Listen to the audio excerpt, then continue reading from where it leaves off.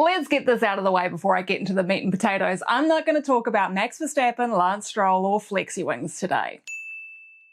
Kia ora, my name's Kimmy, I talk about Formula 1 in the world's second worst accent, and these are the 3 conclusions I've come to following the 2025 Spanish Grand Prix. Number 1, even though the tyre compound choices were sequential this weekend, as always, it showed us that when the C1 comes with significant downsides around any particular circuit, for example a lack of grip leading to a chunky pace difference, then it forces teams into strategies that aren't just the same old par for the course, let's try and do it in a one-stop. Which is a good sign for the upcoming experiment in Spa, where Pirelli is going to skip a step in favour of bringing the C1, the C3 and the C4. Something I've been banging on about for years. We're finally going to get to see it, and hopefully it'll throw up some strategic compromises like what we saw this weekend in Barcelona. Not seeing the hard compound tyre in the race, except for one very significant example I'm not going to talk about, was part of what made it such a good one. The safety car for sure added an extra layer of chaos, but ultimately this was a Grand Prix that was made by the 3-stop strategy being a legitimate option for once. We had tyre offsets up and down the field, Williams being completely screwed over when both cars ended up with front wing damage off the start and had to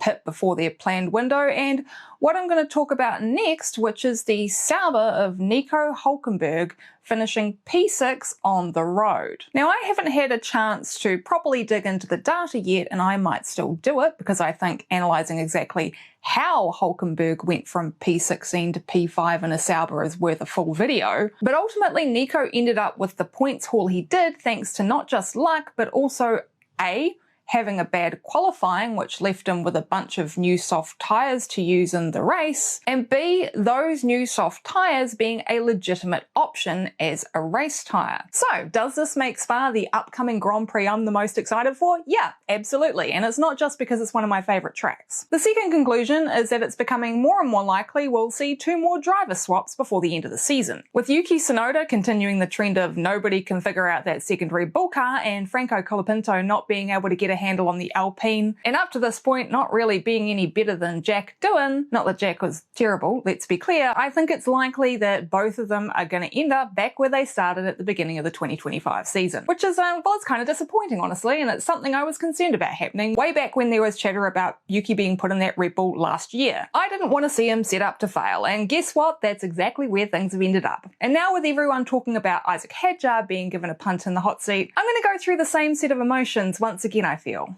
Red Bull will continue to throw spaghetti at an oil-covered wall, and they'll continue to make good drivers look terrible. And rather than putting the right person in the seat from the get-go, someone in the twilight of their career, who they could employ for a couple of years while they got their next big talent ready, who already showed he could get comfortable in their base concept and could help to develop their 2026 car to a point where more than one guy could drive it, or by sticking with the guy who could pull out the odd decent drive from time to time and just dealing with the fact they'd have to sing the same tune to the media every week, Red Bull have committed to tanking the stocks of their less experienced drivers instead. And even if Honda were the ones to push Yuki's promotion into fruition so quickly, I think it's fair to say Red Bull still has a few outs in that agreement. And with Hadjar being, in my opinion, the clear Rookie of the Year up to this point in the season, I think it's only a matter of time before we see Red Bull using up the last of their 4 drivers slots for the year. And Alpine and Colapinto? With the gossip being that his sponsors have only paid for 5 races, I think it's going to take another massive chunk of money to keep him in there beyond Austria. Is it fair? I'd argue that swapping Doohan out for Colapinto in the first place was unfair, but then so was only giving Franco 5 races to get used to a new car and a new team. But then an F1 seat is about 2 things fundamentally, right? Performance and money, not fairness. And if the performance difference is negligible, one guy has years of experience in the sim and with the team, and the other has no more cash to stump up, then I think the writing's on the wall for Franco Colapinto. And who knows?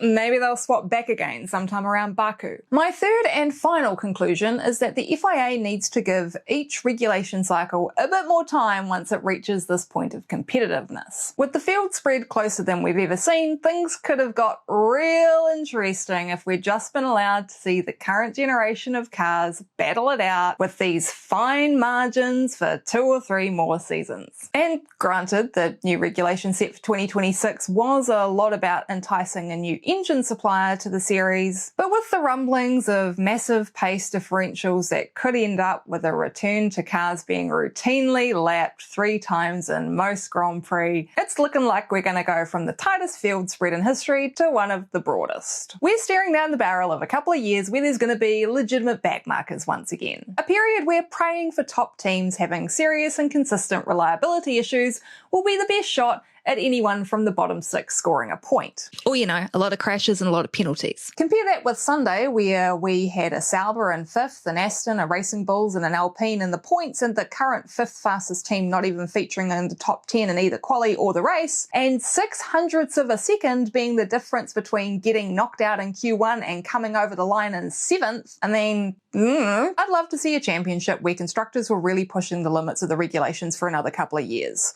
Who can serve up some of what McLaren's cooking and maybe just add a little bit of extra seasoning, you feel me? And no, this doesn't mean that I think the new generation of cars should be scrapped. That's just a massive waste of everyone's time and money. But if they do turn out to be a dud, which appears pretty likely, then when the new set comes in around 2029 and we inevitably move to small turbocharged V8s running on fully synthetic fuels with the new generation KERS system and push to pass, then I think it's important the FIA goes back to small tweaks and refinements rather than massive shifts in car philosophy. Allow the field to converge and then let us enjoy the spoils for at least 4 or 5 years next time, yeah? So that's my 3 conclusions from the 2025 Spanish Grand Prix without talking about What were yours? Did you hate the way the strategies played out? Do you think Red Bull's going to just throw their hands in the air and stick Arbitl and Blade in the car come the summer break? And are you a fan of major regulation changes every few years? Let me know down in the comments. If you'd like to see more of my videos, make sure you click the like button and you're subscribed to my channel so YouTube knows to put me on your homepage when I post new stuff. And thanks so much for watching to the end. Alright, I'm off to study the fine details of how Nico did what he did without turning my brain into a timing chart. Wish me luck.